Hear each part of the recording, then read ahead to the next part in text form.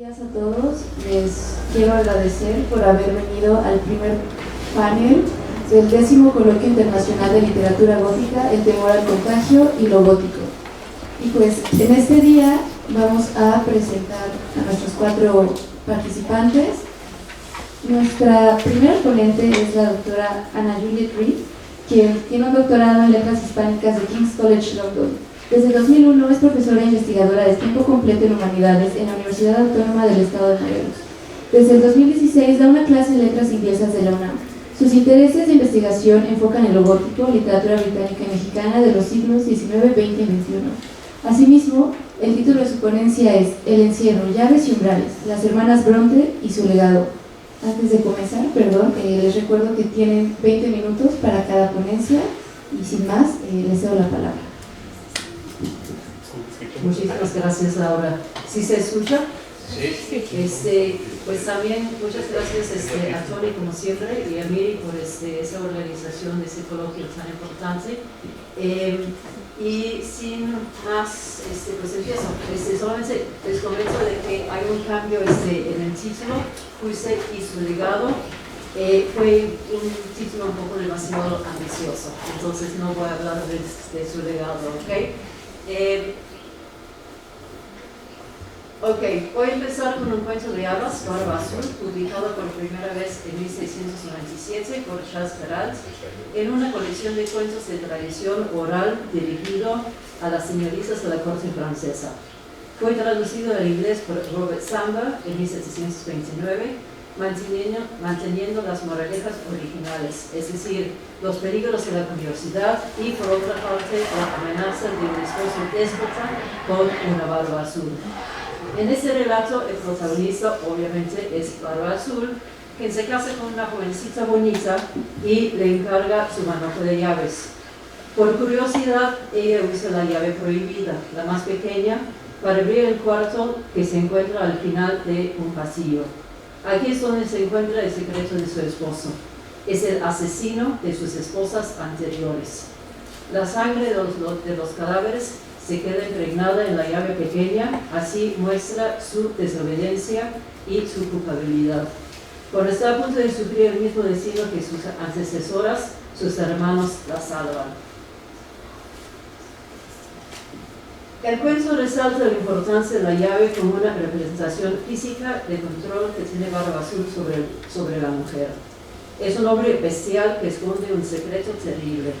El espacio doméstico se convierte en un lugar de peligro y el matrimonio en un encierro o algo peor. En este caso, las esposas son asesinadas, pero existen otros tipos de encierros y amenazas. Ahora bien, el enfoque de esta ponencia es el encierro físico, de género y psicológico en las novelas publicadas por las hermanas Bronte en 1847, es decir, Agnes Grey, Jane Eyre y Cumbres Borrascosas, respectivamente escritas por Anne, Charlotte y Emily bajo sus seudónimos Acton, Currer y Ellis. Aquí hay que pensar en la situación de la mujer en el siglo XIX, ¿no? Es que como que no tienen el derecho de estar publicando, escribiendo y todo eso. Por una parte, sus novelas retratan el paisaje sublime y libre de los páramos del norte de Inglaterra, Yorkshire, pero ese paisaje contrasta con el motivo del encierro. El espacio doméstico se vuelve un lugar de peligro, de amenaza, ya no es un lugar de protección para la mujer, tal como en el cuento de Barba Azul. Los espacios domésticos y la vida familiar y conyugal son ambiguos y el mundo doméstico no funciona. Se repiten las palabras de puertas, ventanas, rejas, cerrojos, llaves y umbrales.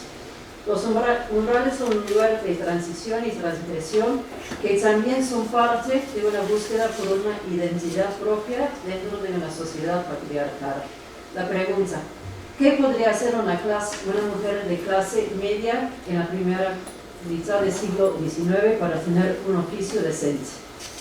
En 1837, el poeta nacional Robert Southey, es decir, 10 años antes de la publicación de estas 3 novelas, le escribió a Charlotte Bronte diciendo que ser escritora no es oficio para una mujer. Y cito, y para las citas son extrañas. La literatura no puede ni debería sacarse de la vida de una mujer. Mientras que se dedique a los deberes que le corresponde, menos tiempo de ocio tendrá para la literatura ni como recreo. Todavía no te han llamado a estos deberes, pero cuando te llamen no tendrás el deseo de ser famosa. Fin de la cita. Es decir, cumplir con los deberes del ángel de la casa, para citar a Coventry Patmore. No obstante, existe otra cara de la sociedad que se ve reflejada en la literatura como espejo de la vida real. En el caso de las hermanas Brontë, sus novelas se enfocan en la desigualdad social, la hambruna, la represión social y de género, y en la violencia, la venganza y la búsqueda por una identidad, entre otros. Algo notorio de la literatura del siglo XIX es precisamente esa búsqueda por una identidad, una voz femenina, reflejada en el título de las dos novelas mencionadas previamente, Agnes Grey y Jane Eyre.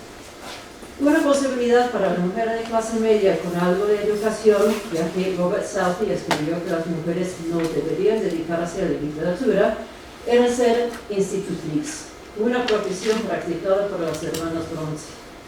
Emily Brontë, en una carta a su hermana Charlotte, escribió: una institutriz privada no tiene existencia. No la consideran como un ser vivo y racional, menos en los deberes que tiene que cumplir. Fin de la cita. Y eso es precisamente un tema explorado en otra novela de Anne Brontë llamada Agnes Grey, en donde describe la situación de una institutriz como alguien sin identidad, es un ser liminal. Y creo que el nombre es significativo, Grey, gris, es decir, en medio. La posición de una institutriz era de enajenación social, en donde ni era de la familia, pero tampoco de la servidumbre. Es una persona en medio, sin voz, sin opinión, oprimida hacia el silencio y sin ninguna garantía laboral. La conclusión de Agnes Grey, tanto como personaje como la novela que lleva su nombre, es que tiene que escuchar, pero no puede contestar, tiene que mantener el silencio. Afortunadamente, las hermanas Brontë, por lo menos en la literatura, superaron ese silencio. Y sus novelas son testimonios históricos de la vida de una institutriz. Y estas también son temas que son exploradas en Jane Eyre, la novela escrita por su hermana Charlotte.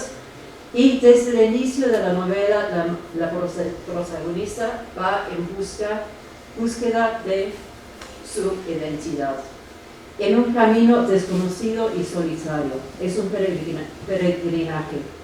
La novela empieza a sus 10 años con una serie de negativos. No, y no, y no. No voy a pasear. Me conforto leyendo un libro a mi manera, un libro que tuvieron las hermanas Brontë en su biblioteca, que es precisamente la imagen que vemos aquí en la pantalla. Aquí vemos cómo la lectura se vuelve un tipo de escapismo y un interés en el mundo natural, no artificioso. Lo lee en un día lluvioso de noviembre en el asiento al lado de la ventana con una cortina roja atrás. Solo ve la lluvia y el libro que describe en forma de palabras y viñetas la existencia de pájaros. Esta mención de pájaros introduce un motivo que se va a desarrollar durante toda la novela, es decir, pensando entre la libertad y el encierro. La ventana sirve como un tipo de umbral entre el mundo interior y exterior. Esta misma imagen se repite en otro momento cuando se convierte en institutriz. Otra vez, no pertenece a la familia y se aleja de un convivio frívolo y de caras y gestos, y se colocó en un rincón de la sala con una ventana entre el desierto y la libertad. Otra vez esa separación. Para regresar a su juventud de 10 años, es rechazada por su familia adoptiva, se absorbe en la lectura del libro hasta que su medio hermano la agrede y le tira el libro que estaba leyendo, gritándole que es una dependiente, que no pertenece a la familia, y le tira el libro a la cabeza hasta que le saca sangre. Por desobediencia, está encerrada bajo llave en el cuarto rojo, el lugar en donde murió su padrastro. En su imaginación o en la realidad, se queda totalmente abierto, se ve a ella misma en el espejo. No se ve a sí misma, sino como una cosa, algo. No se reconoce y en su encierro piensa que ve el fantasma de su padrastro y grita sin palabras. Rompe el silencio, pero sin la capacidad de decir su propio nombre. A partir de este momento tiene una transformación. El encierro en el cuarto rojo, significativamente rojo, al parecer representa su entrada a la pubertad. A partir de esa experiencia decide huir de la casa Gateshead, literalmente la cabeza de la reja, otra vez el encierro. Era un internado que se basa en las propias experiencias de la autora, en donde murieron dos de sus hermanas. El director del internado, otro encierro, es escrito como un lobo malo que nos remite otra vez a los cuentos de hadas originales. En este caso, otro cuento sangriento, Caperucita Roja. Y es el lugar en donde permea la hambruna, el maltrato físico y psicológico y finalmente la muerte. Después de 8 años en el internado, primero como alumna, después como maestra, ve por la ventana otra vez y se da cuenta de que el mundo es grande. La ventana es un portal al mundo exterior, pero también un mundo distorsionado y limitado para las mujeres. Distorsiona como un espejo.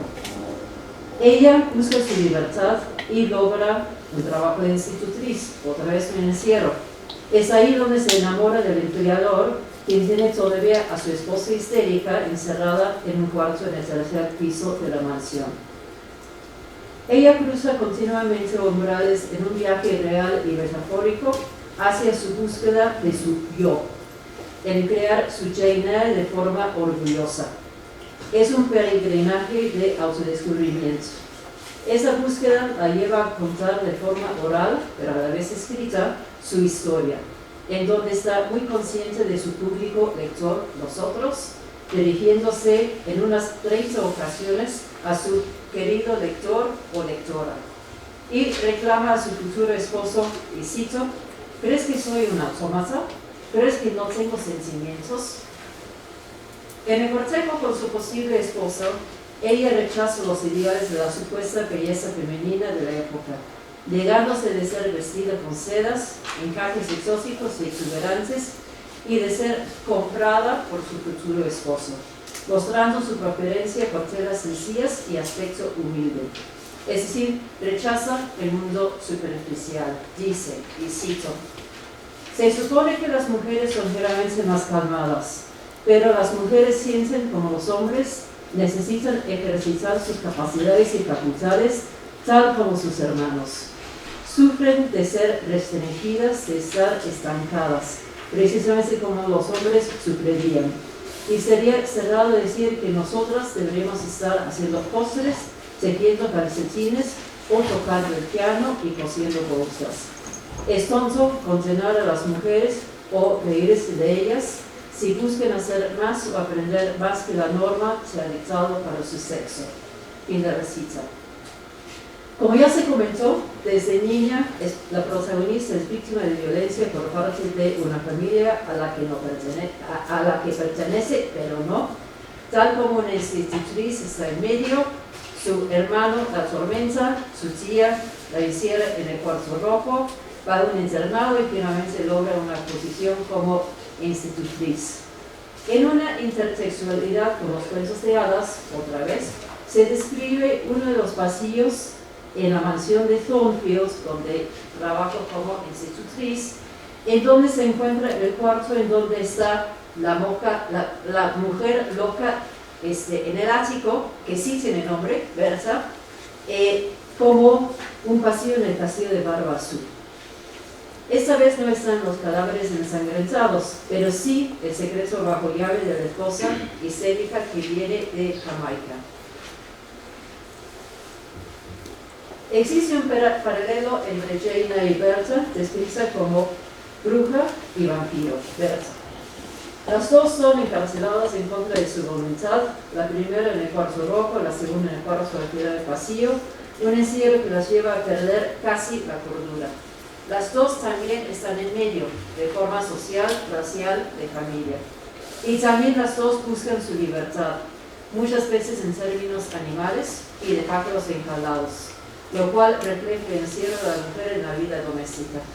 Jane Eyre declara que no soy ningún pájaro, en ninguna red me captura.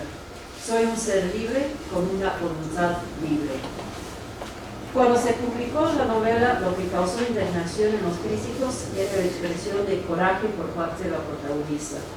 Ese enojo, y por ser contestona, la condena a un encierro y una exploración de la dicotomía entre el habla y el silencio, el encierro y la libertad, entre la búsqueda y la negación de una identidad propia. Gracias.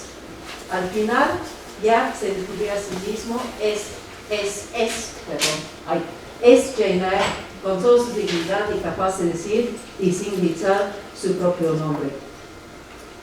Para retomar esa búsqueda por la identidad, ahora sí me refiero a Cumbres Borrascosas del libro 11. Otra vez se repiten los motivos del encierro, pájaros, jaulas, etcétera, y las palabras puertas, umbrales, ventanas, rejas, cerrojos y llaves, hasta que se repite la palabra cerradura 93 veces. Los espacios domésticos y la familia, la vida familiar o conyugal son espacios ambiguos. Como en la escena del cuarto rojo de Jane Eyre, algo parecido ocurre en esta novela, en donde Catherine, la protagonista de la primera generación, es mordida por un perro y jalada, aprisionada en una casa bien, la granja de los tordos. Es aquí cuando Catherine cambia y la sangre derramada es metáfora de la menstruación. En 6 semanas se cambia de una niña salvaje a una señorita caprichosa. Voy a brincar un poquito por los tiempos. El mundo de Cumbres Borrascosas es totalmente hermético, tanto físicamente como por la forma en que se narra. El primer narrador, Locus, cuyo mismo nombre evoca el encierro, cruza varios umbrales para llegar a la mansión aislada e inhóspita de Cumbres Borrascosas. El páramo, una reja, cadena sin abrir, patio, puerta, sala. Por una navegada queda encerrada en un cuarto pequeño con paneles de madera, en donde se encuentra un diario y 3 nombres escritos en la revista de la ventana: Catherine Earnshaw, Catherine Milton, Catherine Heathcliff. Lockwood no entiende el mundo de Cumbres. Y en ese lugar, en ese cuarto pequeño, encerrado y todo eso, tiene 2 sueños. Primero, el primer sueño por la falsa descomposición de los muertos. Segundo, por la aparición de una niña fantasma, la mujer que había fragmentado físicamente entre sus posibles apellidos. Aquí tenemos precisamente esa imagen de las 3 Catherines, pero de forma fantasmal, y viene de una canción de Kate Bush.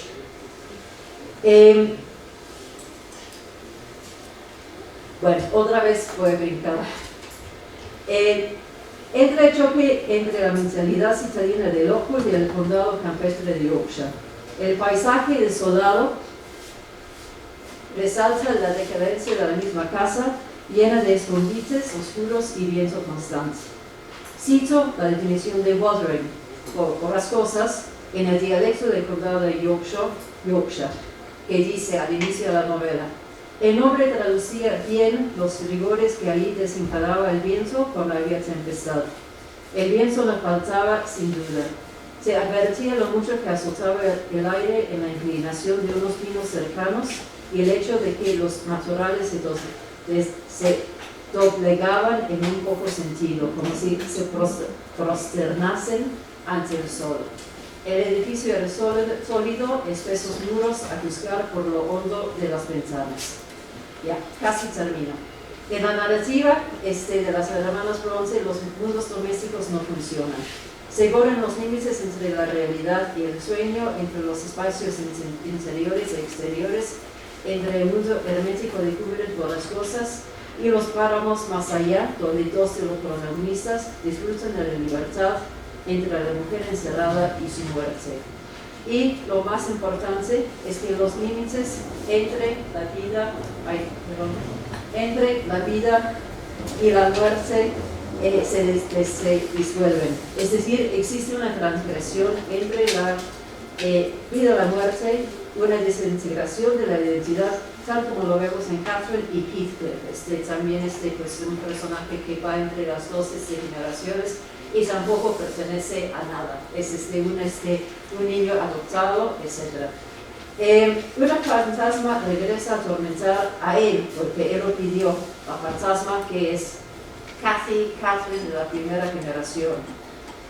En el segundo sueño de Lockwood aparece la fantasma de Catherine, sumamente deseada por Heathcliff. Catherine regresa en dos otras ocasiones. En el pasado, cuando Heathcliff había levantado la lápida de su tumba después de unos 17 años y encuentra, según él, su cuerpo entero, sin descomposición. El último vistazo es por la gente local, que se basa en la tradición oral. Dos seres fantasmales vagando por los páramos, mano en mano, desafiando lo que dirán la sociedad y la muerte. Afortunadamente, ni Charlotte ni sus hermanos hicieron caso a las palabras del poeta nacional. Muchísimas gracias.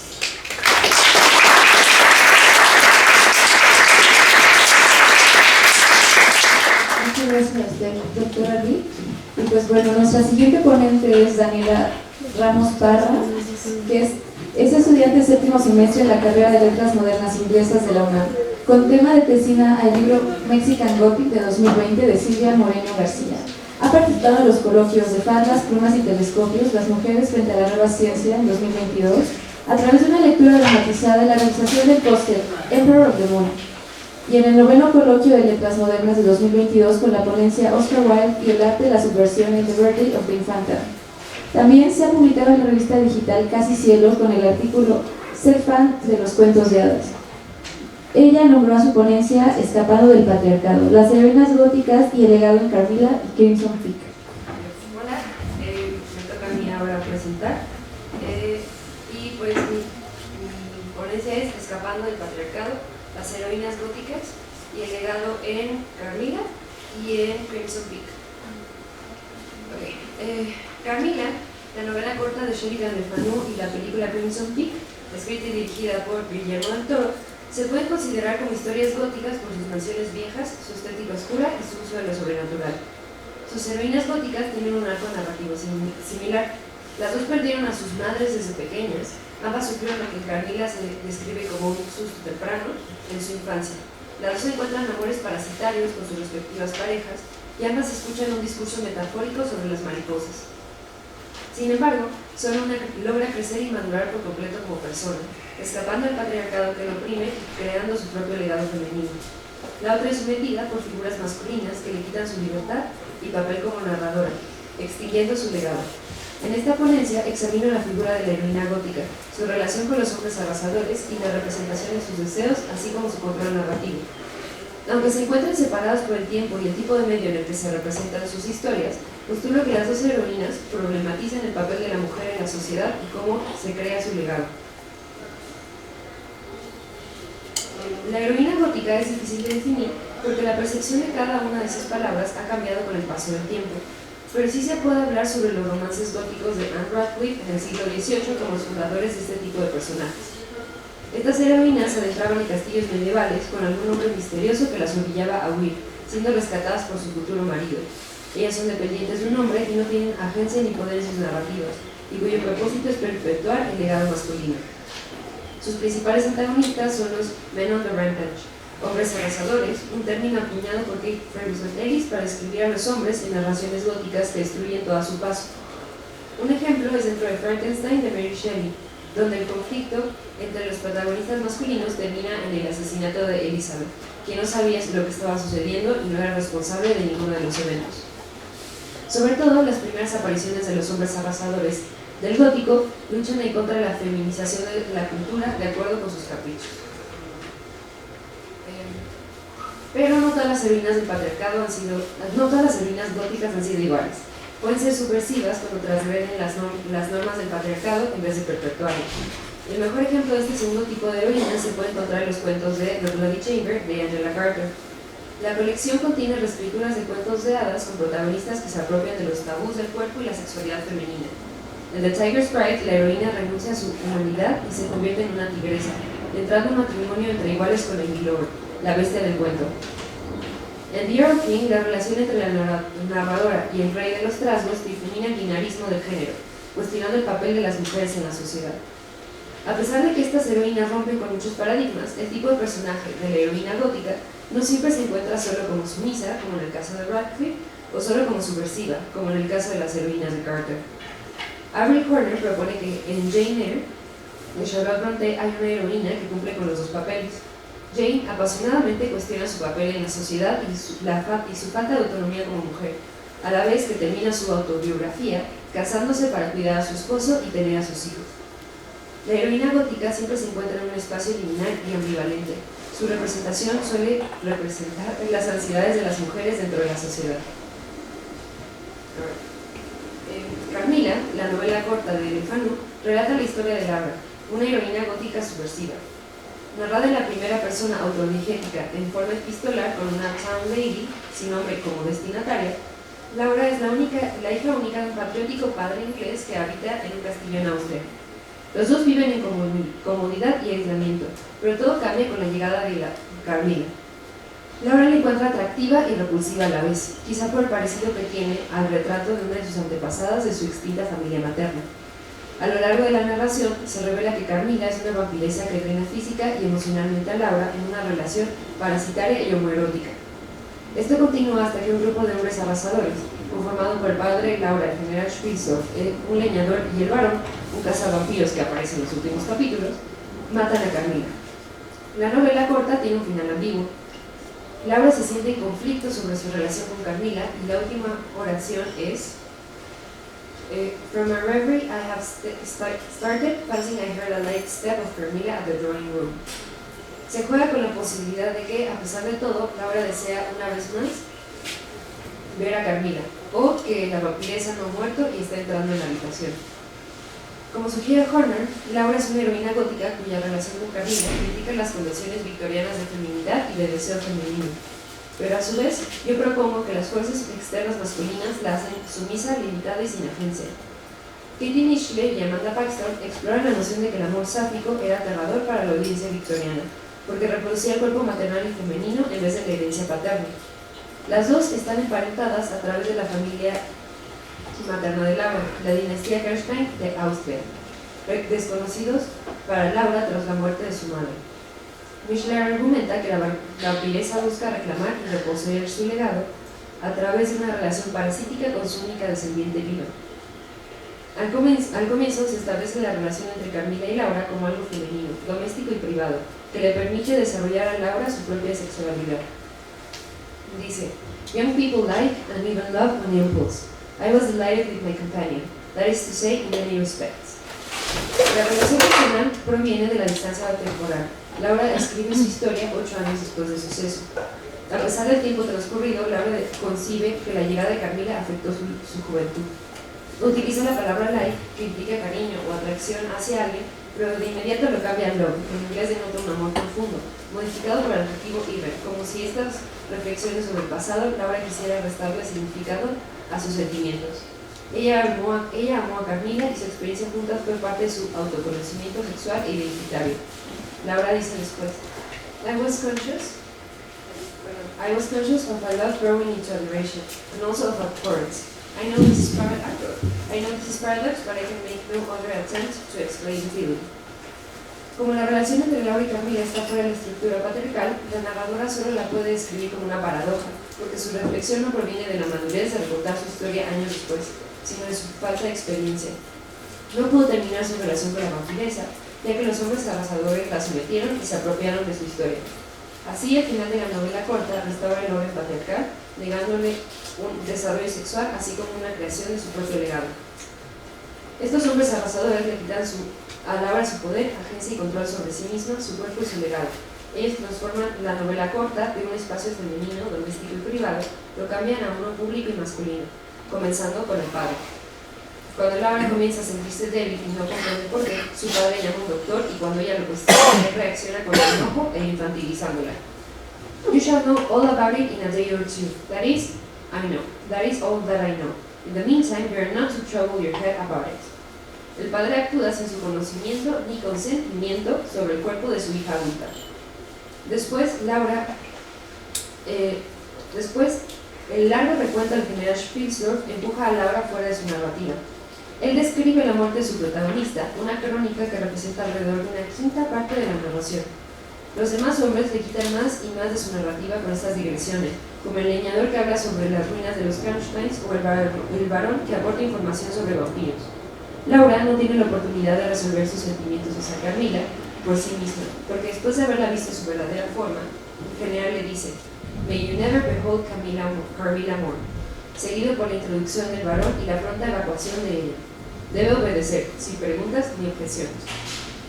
En el último capítulo, Laura recuenta la muerte de Carmilla por medio de la información que le proporcionan los hombres y de los documentos de la Comisión Imperial, en una repetición de voces masculinas que la dejan fuera de su propia historia. Laura es expulsada de su narrativa por hombres que arrasan con este romance sáfico y como resultado se detiene su desarrollo y madurez sexual. Es una heroína gótica en una inicio subversiva que, por su transgresión al patriarcado, es sometida y pierde la conexión con su lado materno. La novela corta, a su vez, está marcada por una narrativa masculina. A pesar de contener la carta de Laura, lo primero que se lee es el marco narrativo del Dr. Geselius. Él encontró la historia de Laura como parte de alguna investigación que no se revela, aunque la destinataria era una town lady, no el doctor ni el prologuista, que dice: I was anxious on discovering this paper to reopen the correspondence. However, I found that she had died in the interval. Por lo tanto, el medio de que Laura concibió como un espacio íntimo y privado se convierte en público por manos masculinas, reforzando cómo la construcción de la novela corta indica un retorno al control patriarcal sobre el legado femenino. Crimson Peak, en el siglo XXI, es una película de romance gótico, escrita y dirigida por Guillermo del Toro. La protagonista, Edith Cushing, en contraste con Laura, es una heroína gótica que parece muy subversiva, a pesar de que comparten los temas de amores parasíticos y el enfoque en la sexualidad e identidad femeninas. Edith proviene de la moderna ciudad de Buffalo, Nueva York, a finales del siglo XIX y crece en la alta sociedad atrapada en un mundo de hombres, donde se le define solamente como la hija de un magnate, en vez de la escritora que quiere ser. Todo cambia cuando conoce a Sir Thomas Sharp y a su hermana Lucille, aristócratas ingleses que buscan inversionistas en Estados Unidos para minar arcilla roja. Después de la muerte súbita del padre de Edith, ella se casa con Thomas y emigra a Allenby Hall en Inglaterra, una mansión gótica con el apodo de Crimson Peak, porque la arcilla tinta la nieve de escarlata. Al llegar a la mansión, Edith se enferma y ve fantasmas que intentan advertirle sobre los asesinatos que han cometido los hermanos. Por eso parecería una heroína gótica sumisa, puesto que sufre, está limitada y no tiene agencia sobre ella misma ni sobre su cuerpo o fortuna. Sin embargo, en vez del decrecimiento de Laura en su narrativa, Edith toma el control de la suya. Ella es quien, al ver los fantasmas, comienza a hallar las respuestas a sus preguntas, y después es ella quien se enfrenta a los hermanos, matando a Lucy y sobreviviendo para contar su historia. Edith se libera del control patriarcal sobre su desarrollo y legado, creándose como mujer propia. Edith funciona como heroína gótica que se desarrolla a lo largo de la película, en especial tras su matrimonio con Thomas. A diferencia de Laura, la relación de Edith y Thomas parece no ser subversiva porque es heterosexual, pero es desde su papel como mujer casada donde ella construye poder y agencia para sí misma, lográndolo por medio de consumación del matrimonio, que históricamente ha sido causa de ansiedad para las heroínas góticas. Pero Edith siempre es decidida sobre su identidad y sobre sus acciones. Por ejemplo, después de un encuentro con un fantasma, Edith decide tomar el control porque no quiere quedarse en la terrible mansión. Su firmeza obliga a Thomas a llevarlo a la oficina de correos, aun con la desaprobación de la hermana controladora. Una vez allá, quedan varados por una tormenta de nieve y se les ofrece quedarse en una habitación bajo la oficina de correos y ella es quien acepta. La escena en esa habitación es un punto de cambio con una dinámica diferente. Edith toma el control de la relación a través de su expresión de deseo y de sexualidad. Edith logra que Thomas reconsidere su obsesión con la casa y el legado de los Sharks, diciendo I left everything I was behind. Al usar la palabra was está implicando que ella cambió quien era por él. No solo un cambio material, sino identitario. También le propone que si ella lo hizo, él puede cambiar por ella. Esta demanda de igualdad continúa con el siguiente diálogo. The past, Thomas, you're always looking to the past. You won't find me there. I'm here. Ella se reafirma en su lugar como igual y con un derecho a un futuro juntos. Luego, cuando tienen sexo, él comienza sobre ella, en la posición dominante. Pero la escena termina con ella arriba, viéndolo firmemente a los ojos con la cámara centrada en su rostro, no en el de él, convirtiéndose en la única relación sexual sana que él ha tenido. No se ve tan bien, pero ahí están las partes de la película. La película utiliza dos paletas de color que representan la diferencia entre el mundo de Edith y el de los Sharks. Ella proviene de una modernidad cálida y él de un pasado frío y decadente, como cuando se ve a Edith que llega a Aberdeen Hall. La escena donde consuman su matrimonio, entonces, sobresale sobre las demás, puesto que la iluminación es dorada como en búfalo, que proviene de una chimenea en el fondo. Edith también comenta sobre ello. I like it much better, mientras se acurruca con Thomas, lo que implica su control sobre la situación y cómo se siente cómoda con él. Por lo tanto, Edith parecería una heroína gótica ambivalente porque su relación heterosexual con Thomas replica las normas patriarcales y la construcción de un legado masculino, pero ella obtiene poder porque toma decisiones, reta las ideas sobre el legado de Thomas y crea una relación sexoafectiva sana. En el final de la película, Edith se transforma en una heroína subversiva que cuestiona al patriarcado a través del enfrentamiento con Lucille, un personaje que se parece mucho al de los hombres arrasadores. Como argumenta Dina Pedro, los hermanos Sharp son un juego con el concepto de los hombres arrasadores, ya que Thomas, al ser un hombre, es sumiso, compasivo y empático, mientras que Lucille, la mujer, posee la autoridad, la superioridad física y brutalidad esperadas de un hombre arrasador. Parece que Thomas entonces toma el papel de la damisela en venta en búsqueda del dinero de otras personas. Al hacer de Thomas la figura femenina, la película recuerda la relación homoerótica de Carmila con Laura, cuestionando los roles de género. Lucille guarda más parecido con los hombres arrasadores que están obsesionados con el pasado, priorizando más sus deseos y aspiraciones sobre todo lo demás. Edith representa una disrupción al sistema que los lleva asfixiando por años, una modernización femenina. Lucille representa el viejo orden que hará lo necesario para mantener el control, o si no, lo destruirá todo. Por eso, cuando Thomas reafirma a Lucille que sí se enamoró de Edith y que quiere un futuro diferente, su hermana lo mata. Edith es una heroína no sumisa que tiene sexo con un hombre femenino y pelea contra una mujer masculina, para después obtener el control de su historia. Las manos también son un motivo masculino en la película que representa control y determinación. Al inicio, el señor Cushing critica las manos de Thomas por ser delicadas, presagio de que quien tiene el control es Lucille. Por lo mismo, a quien más se le ven las manos es a Lucille, generalmente en el centro del cuadro, como cuando envenena el té de Edith a lo largo de la película o cuando mata al señor Cushing. Edith toma el control de la historia con sus manos utilizando una pluma que le regaló su padre para apuñalar a Lucille y después una pala para darle el último golpe. Asimismo, si Edith fuera una heroína gótica sumisa, debería esperar que alguna figura masculina la rescatara, pero todos los hombres que formaban parte de su historia han desaparecido. Su padre y Thomas mueren asesinados por Lucille, mientras que el Dr. McMichael, aunque no muere, y era el caballero en armadura, se desangra en la nieve, esperando a que ella lo rescate. A su vez, su mundo se convierte en femenino, ya que los fantasmas que le ayudan a lo largo de la película son mujeres. Primero la madre de los hermanos y la madre de Edith, después las esposas anteriores, que le advierten sobre los peligros. Así no solo Edith ha superado el dominio patriarcal con el amor que siente por Thomas, sino que asesinó a la Lucille masculina con ayuda de otras mujeres, creando un espacio femenino de liberación y reclamando su identidad y autonomía. A diferencia de Laura, Edith toma el control sobre su historia.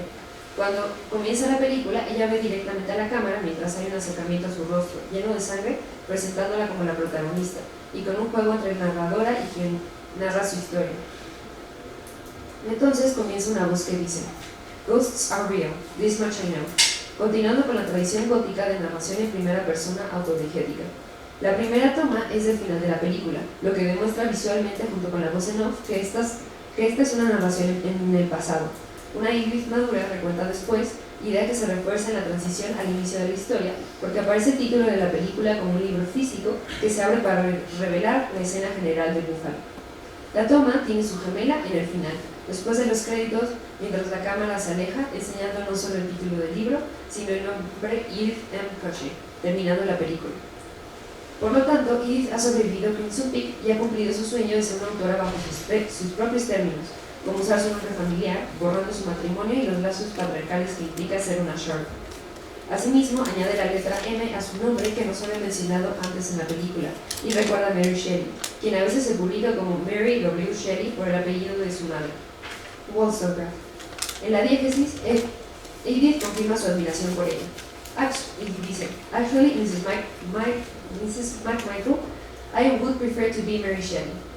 Una relación intertextual para apropiarse del legado materno. La última toma enfatiza la materialidad del libro porque se ve viejo y usado, lo que demuestra que su libro perdura a pesar del tiempo. Edith sobrevive por su propio mérito, conservando el control sobre su propia narrativa, creando un legado para sí misma y liberándose del sistema patriarcal. Ella es una heroína gótica subversiva. Carmilla y Crimson Peak, a pesar de estar separadas por siglos y vehículos narrativos, comparten heroínas góticas que se enfrentan a peligros parecidos, explorando los temas del deseo femenino y la identidad que apuntan a su clasificación como subversivas. Ambas navegan un mundo tanto femenino como masculino, subiendo bajo alguna versión de los hombres arrasadores. Solo una logra rechazar al patriarcado y crear un legado propio. Como las transgresiones lésbicas de la obra proponen una forma de reproducción fuera del legado masculino, las someten los hombres que juran protegerla, para que su narración sea ocupada por otros hombres sin su consentimiento. Edith, aunque no parece transgresiva por su matrimonio heterosexual, sí obtiene agencia a través de su matrimonio y se enfrenta a Lucille sola, forjándose un legado femenino a través de publicar su propia narrativa bajo su nombre. Mientras que Laura es interrumpida en su búsqueda de madurez sexual, Edith se convierte en un ser sexual y libre. Y aunque sus historias tengan más de 100 años de diferencia, se demuestra que las heroínas góticas pueden seguir cuestionando el papel de las mujeres en una sociedad en búsqueda de una emancipación completa.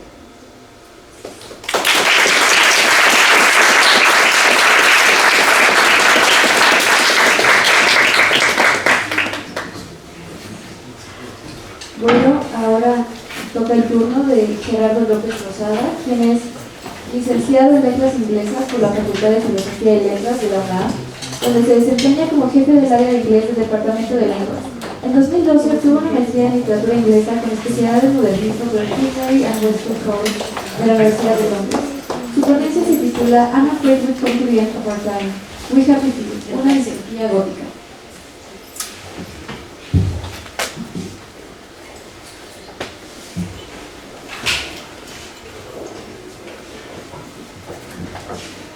Sí, bueno, gracias, buenos días.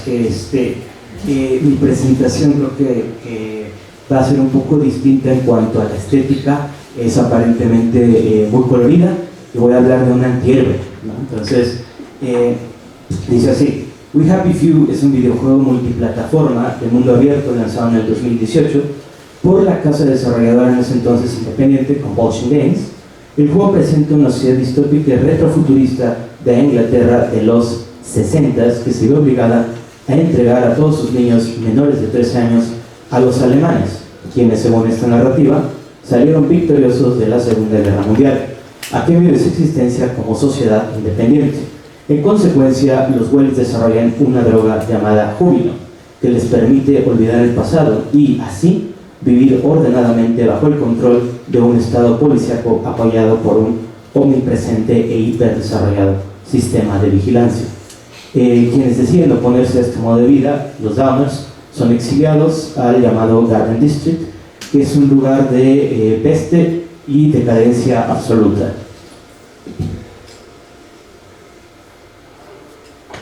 Este es el lugar donde se desarrolla la sociedad distópica, y presten mucha atención a los nombres, ¿no? Porque justamente es un juego en el que la subversión está a flor de piel. Entonces, a espaldas de este policía cuyo rostro es siniestro, tenemos a la estatua de la felicidad que se ve opacada por ese tono, ¿no?, de neblina que pues nos recuerda un poco a la neblina victoriana que pues es muy importante para el gótico inglés, ¿no? Este es un robot. Y justo el Garden District es lo opuesto, no es un lugar urbano, es un lugar de decadencia, inspirado, en palabras de los creadores del juego, en la Inglaterra rural, en la Inglaterra folclórica. Sobre todo aquí vemos una referencia al Metro de Londres. La cuestión acá es que para conocer el fondo de la historia se debe jugar con 3 personajes con historias entrelazadas que en cierta medida se resisten al contagio ideológico y buscan descubrir qué hay detrás de este régimen totalitario. Este mismo proceso lo vive, por decirlo de alguna manera, y este es básicamente el punto que deseo comunicar el día de hoy, quien está al mando del control. Puesto que para acabar el juego debe, a la par de descubrir las narrativas de cada uno de los personajes, también completar misiones secundarias que arrojan pistas acerca de cómo es que Wellington Wells se convirtió en una sociedad distópica.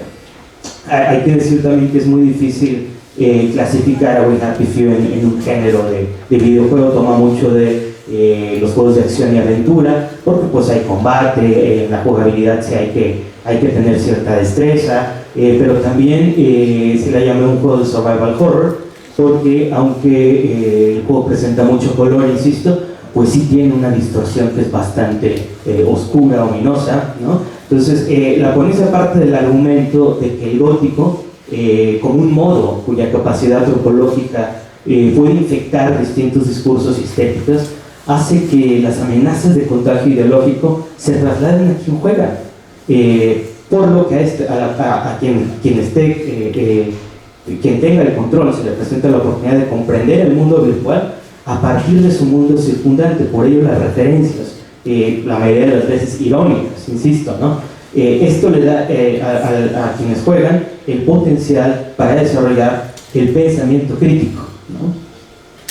A la par del personaje, claro está. Ciertamente una de las nociones o caras del gótico pues es la paranoia, ¿no? Pero uno no puede dejar de lado diversas capas de humor oscuro o de ironía que revisten algunas escenas del gótico, ¿no?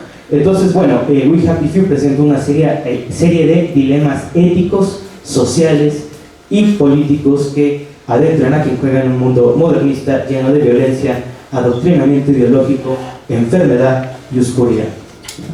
Entonces, bueno, jugar este videojuego, jugar We Happy Few y terminar cada misión demanda no solo una adaptación al modo de juego, sino también a las múltiples e intrincadas referencias transmediales mismas de la que parte un proceso ergódico de comprensión del mundo virtual. El término de narrativa ergódica, que fue acuñado por Spencer, va muy de la mano, esta es mi interpretación, con teorías de los esquemas en comprensión de lectura. Cuando uno lee, cuando uno juega, cuando uno se desenvuelve, pues siempre echa mano de los conocimientos previos del mundo, sobre todo un juego que está pensado con múltiples referencias. Al decir transmedial me refiero a distintos medios. De hecho, una de las principales influencias es una serie de televisión de los años 60 que se llama The Prisoner, ¿no? Justamente el nombre Hamlin Village, parte de ahí, se llama The Village, en donde un agente secreto sufre una abducción y se lo llevan a un lugar justamente con ese nombre, en donde vive un mundo interminable, un mundo sin fronteras. Ahorita que se habló mucho de liminalidad, de umbrales, creo que también es algo que va a tener mucho peso en este juego. Entonces, cito el punto de partida, ¿no?, de mi comunicación. Dice: el juego entrelaza detalles del mundo virtual con el mundo empírico, es decir, mientras quien juega relaciona su mundo imaginado con la diégesis, sus deliberaciones se forman a partir de lo que sabe del mundo empírico. Sin embargo, estos elementos se viven de distinta forma en el mundo distópico, ya que la realidad ficticia ha distorsionado su apariencia, al trastocar las jerarquías verticales del mundo empírico y magnificar las diferencias y reorganizarlas horizontalmente. Los videojugadores quedan distanciados de las interrelaciones usuales. Fin de la cita. Es decir, lo que en general acontece en nuestro día a día, en nuestra cotidianidad, en un juego así queda exagerada, con el propósito de que uno como videojugador vea que esos matices que construyen la verticalidad en el mundo empírico, pues ciertamente aquí se exageran para que sean percibibles. Mi punto es que el gótico, como modo, logra que se vean. No sé si pudieran apoyarme con el ejemplo de ahí, del video. Este es el prólogo, por así decirlo, ¿no? del juego.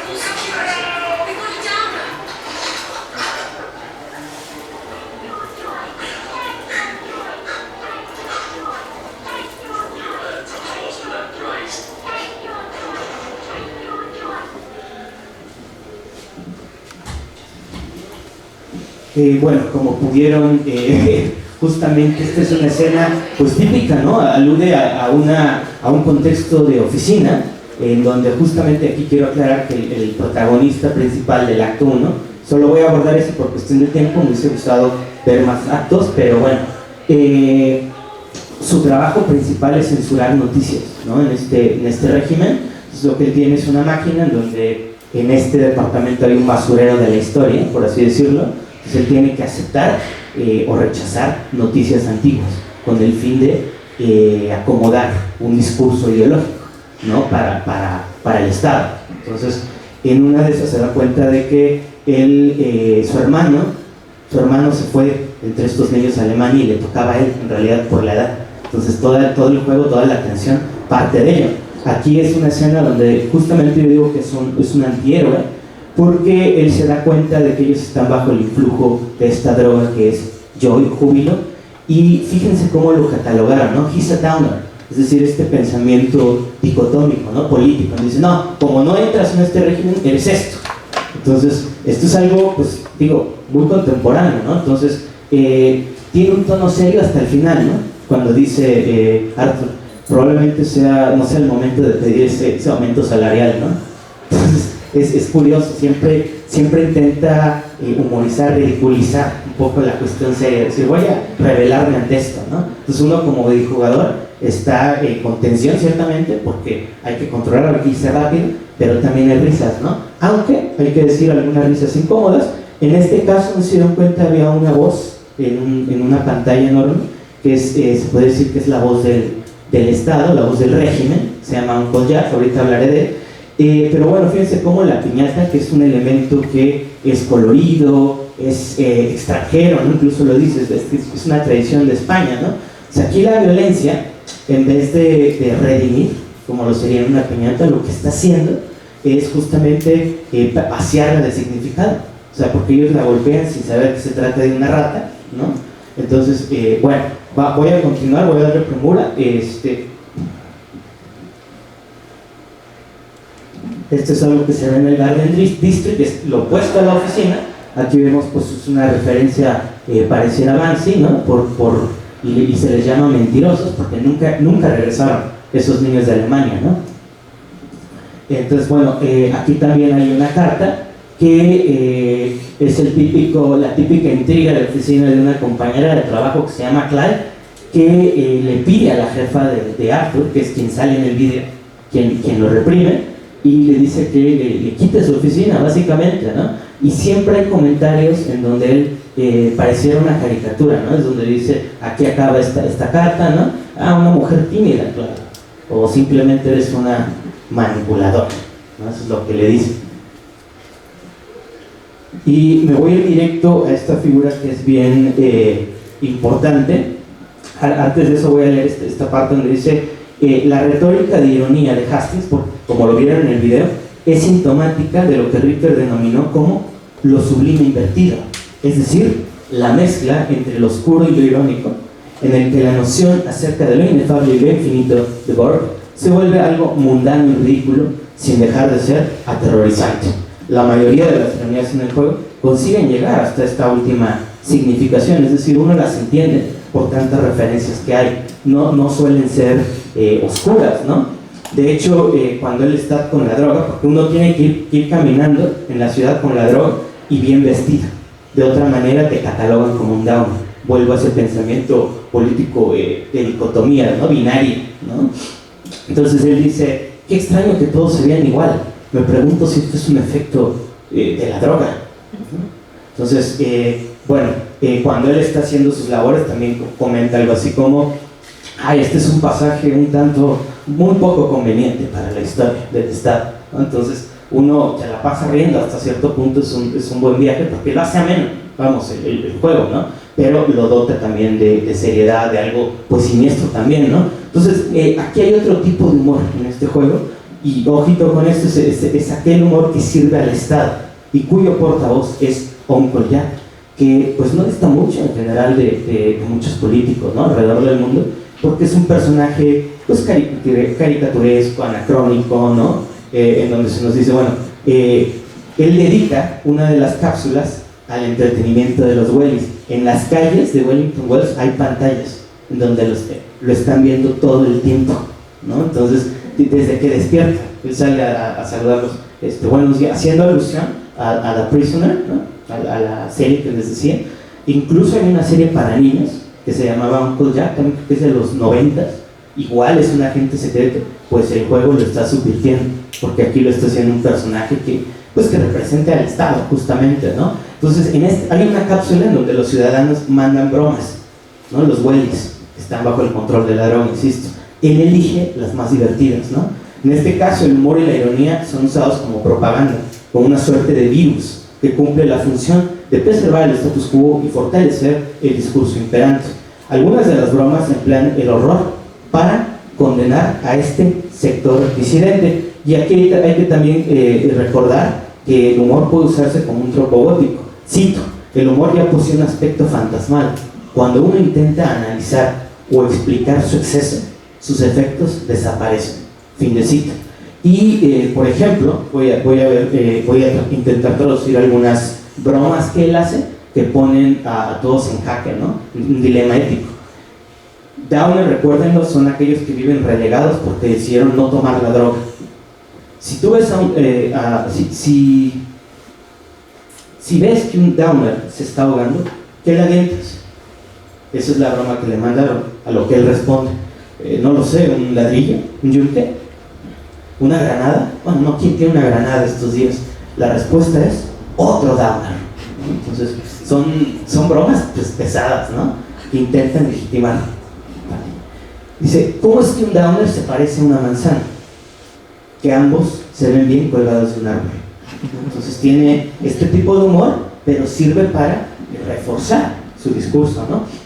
Entonces, bueno, regreso a Arthur. Aquí hay unos señalamientos propagandísticos. Todos los Downers tienen que usar una mascarilla, que es los Wellies, una mascarilla de la felicidad. Y de hecho se está desarrollando una en donde tienen que escuchar a Uncle Jack todo el tiempo. Hay un culto, ¿no? Hacia él. Entonces, bueno, por otro lado, el humor de Arthur raya en lo cáustico, al grado de poner a prueba las fronteras éticas del videojugador, o por decirlo de otra manera, sus paradigmas. Por ejemplo, cuando Arthur asesina a alguien, emplea frases que contrastan con el sentimiento de paranoia y tensión que demanda la jugabilidad. Por ejemplo, dice, no es nada personal cuando mata a alguien. Ahora entiendo la violencia inherente al sistema. Relájate, no cuestiones.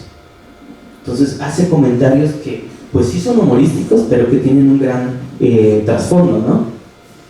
Y de hecho aquí el juego proyecta un terror que yo diría que es nihilista, ¿no? También, porque cuando él despierta, de repente dice, sigo vivo, me pregunto si Dios me está ayudando o solo se está burlando de mí.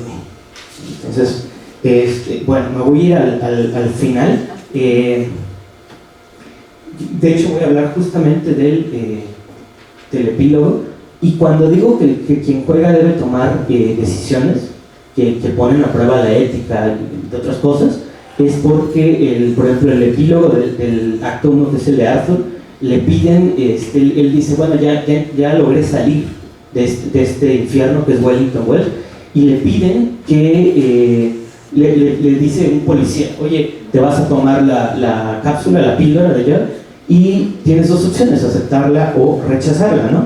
Dice así, cuando Arthur consigue un permiso escrito para abandonar Wellington Wells a través del puente de Britannia, se encuentra el comandante Peters, quien representa en la narrativa de Arthur y desde la óptica del gótico una suerte de espectro que se filtra en su mente para reactivar memorias de culpabilidad, ¿no?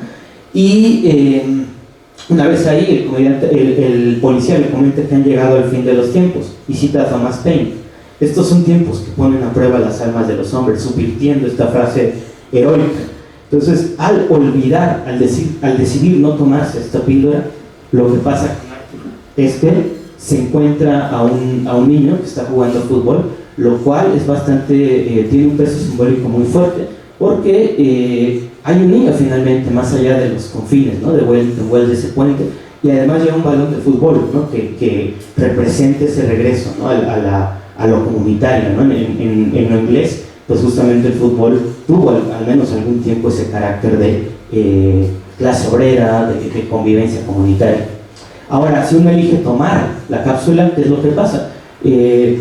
Vemos a Arthur en Wellington Wells otra vez. Hay un reinicio, ¿no?, en ese sentido que es muy autorreferencial incluso para los videojuegos, y lo hemos montado en un scooter. ¿Por qué? Porque también este antihéroe subvierte esta idea o este movimiento juvenil de los 60, que son los mods, que justamente vestían bien, se querían ver distintos a los demás, por un sentido de independencia. Aquí vemos todo menos independencia. Vemos a un hombre infantilizado totalmente en una scooter que pareciera ser más ya un carrusel, ¿no?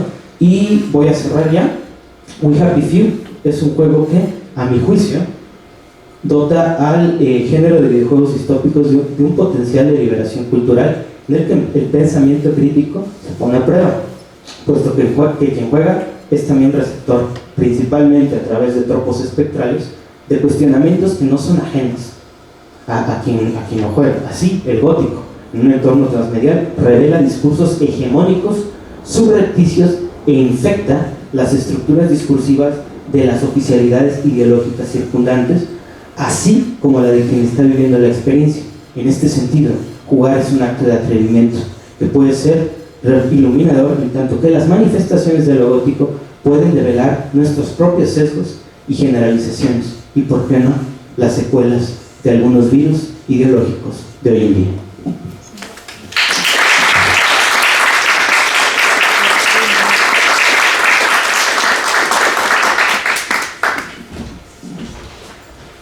Bueno, ahora damos paso a nuestro último ponente de este panel, Manuel David Tovar de la Luz, quien cursa el tercer semestre de la licenciatura en Letras Hispánicas por el Tecnológico de Monterrey, Campus Monterrey.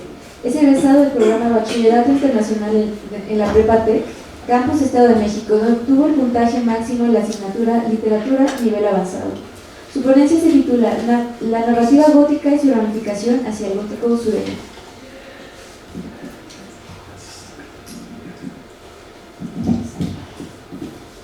Buenos días. Primeramente agradezco al Coloquio Internacional de Literatura Gótica por esta oportunidad que me permite compartir panel con personas indudablemente más expertas que un servidor y aprender de sus respectivas propuestas. Muchas gracias. La narrativa gótica y su ramificación hacia el gótico sureño. Como tal, esta idea surge a partir de una autora que no suele asociarse con las nociones populares generales del gótico, Flannery O'Connor. Sin embargo, tras comenzar a investigar sobre su obra, apreció el concepto que da título a esta ponencia, acompañado por ciertas preguntas. ¿De qué manera pueden relacionarse los textos de una escritora criada en Georgia durante el siglo XX con aquellos ideados por autores británicos del siglo XVIII? ¿Por qué habitan bajo esa misma esfera de lo gótico? habría que revisar los cimientos del concepto. Analíticamente, lo gótico puede sugerir diferentes cuestiones en relación con su contexto. David Ponter, en The Literature of Terror, explora la palabra del significado más antiguo, los godos, una tribu barbárica del norte de Europa, hasta las nociones arquitectónicas, edificaciones eclesiásticas del medievo. Sin embargo, conviene destacar lo que menciona sobre la reinterpretación o realzamiento de lo antedicho durante el siglo XVIII en Inglaterra. Lo gótico se erigió como lo antiguo en oposición a lo moderno, lo barbárico contra lo civilizado, la crudeza opuesta a la elegancia. Así, varios escritores, partiendo de este punto, comenzaron a revalorizar la importancia de las cualidades góticas. Aunado a estas ideas de la denominada Edad Oscura, apareció otra influencia que Edith Burkett menciona como el terror sobrenatural y estudió su evolución a lo largo de distintas épocas hasta el concerniente siglo XVIII, cuando el inherente deseo de lo portentoso se encontró con este periodo. En sí, lo gótico y su consecuente género parten de una concepción en torno a cierto momento histórico que, para bien o para mal, formaron la estética de un estilo. Su proceso de construcción sumamente diverso alude a las comprensiones del género de Toro, que es algo de lo que parto para esta ponencia, el hecho de que los géneros provienen de otros, de una continua transformación. El autor trabaja en función de un sistema genérico, no para el sistema genérico, y por ello exhibe, evidencia factores ideológicos e históricos que alternan lo establecido.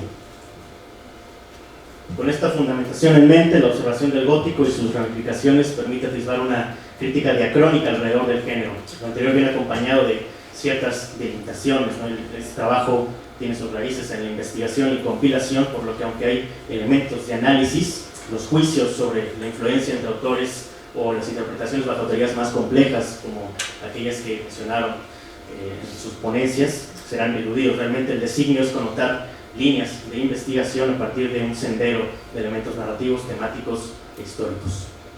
Solo resta acotar que el estudio caerá sobre 3 obras del siglo XVIII, 3 obras de cada siglo, del siglo XVIII, los orígenes británicos, el XIX, la acepción estadounidense y el XX, cuando surge el nombrado gótico sureño.